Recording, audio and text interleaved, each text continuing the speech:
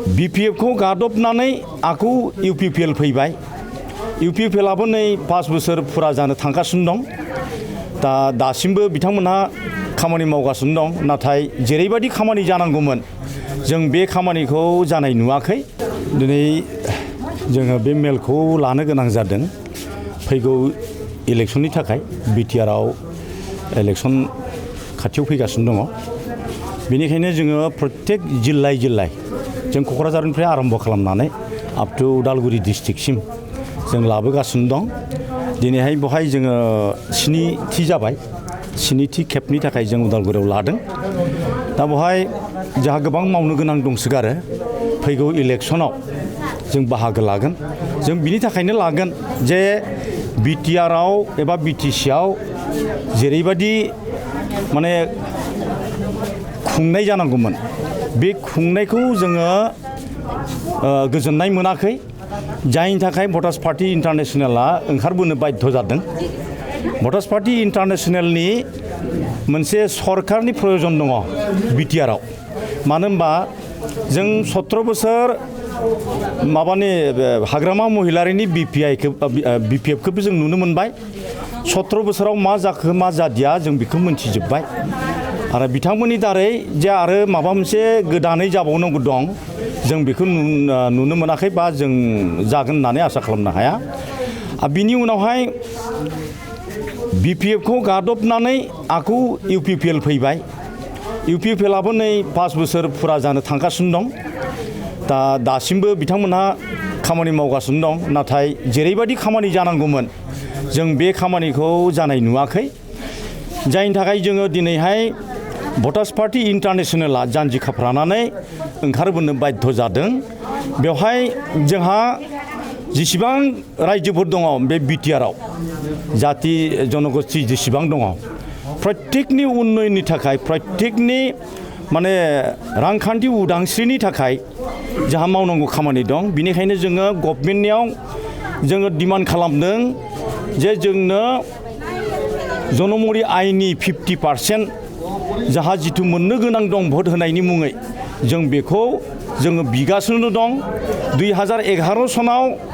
सरकारा जोंनो होनो होननानै खोथा होदोंमोन उच्च पदस्थ कमिटि जिथु पार्लियामेन्टारि जिथु कमिटि बे कमिटिया पास खालामनानै होखानायमोन दा बेखौनो जोङो बिख'नो थाखाय जों नांबाय थादों जायनि थाखाय जों दिनैबो बे BTRआव जोंनि VPIनि एबा भटार्स पार्टी इन्टारनेशनेलनि सरकार जानांगौ होननानै जोंहा जों हमदांनो हादों आरो बे सरकारा जानो नांगौ नङाबा जोंनि समस्याया जोबनाय नङा भटारशिप जायोब्ला रांखान्थि उदांस्रि जायोब्ला मोनसेल' हारिनि थाखाय उन्नति नङा बियो गासैबो जाति हारिनि थाखाय उन्नयन जागोन आरो BTRआव मोनसे गोजोननाय फैगोन जोंनि गेजेराव नांलायनाय खमलायनाय मोनसा मोनसि जेबो थानाय नङा आरो नेताफ्रा जोंखौ बे भटारफोरखौ गोसोबायदि बिथांमोनहा बाहायनो हानाय नङा मानो होनबा भटारफ्रा देशनि मालिक भटारफ्रा जुदि भट होआब्ला सासेबो MLA MP जाया MCLAबो जाया मन्थ्रिबो जाया सरकारानो जाया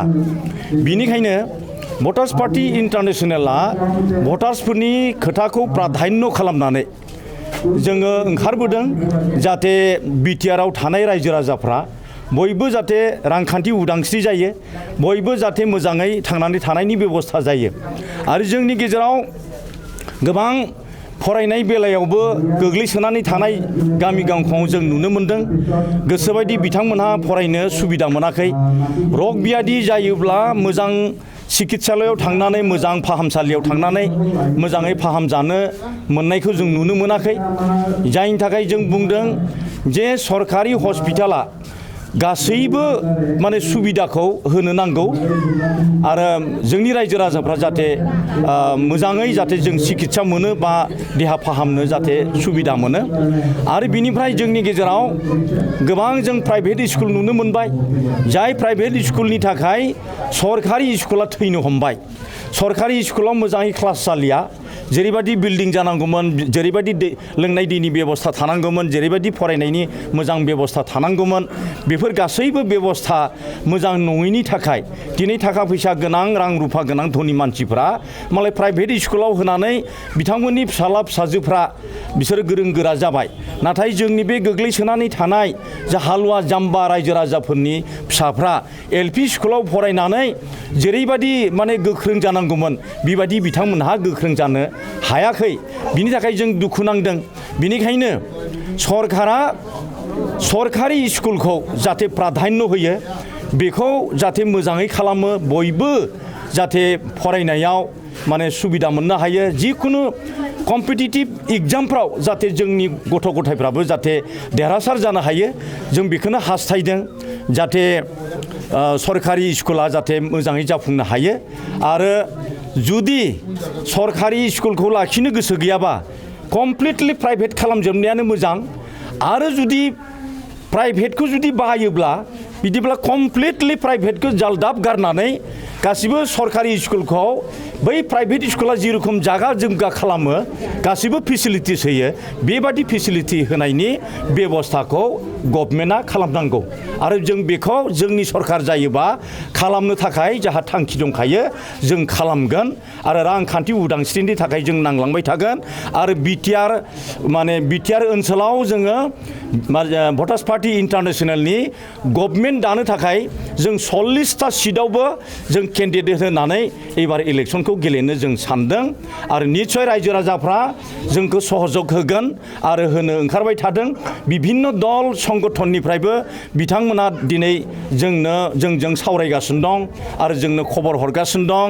जे नोंथांमोननि जिथु आदर्श जों बेखौ जोबोद मोजां मोनदों बे आदर्श मथे थाङोब्ला जोंनि हादोरा दावगानो थाखाय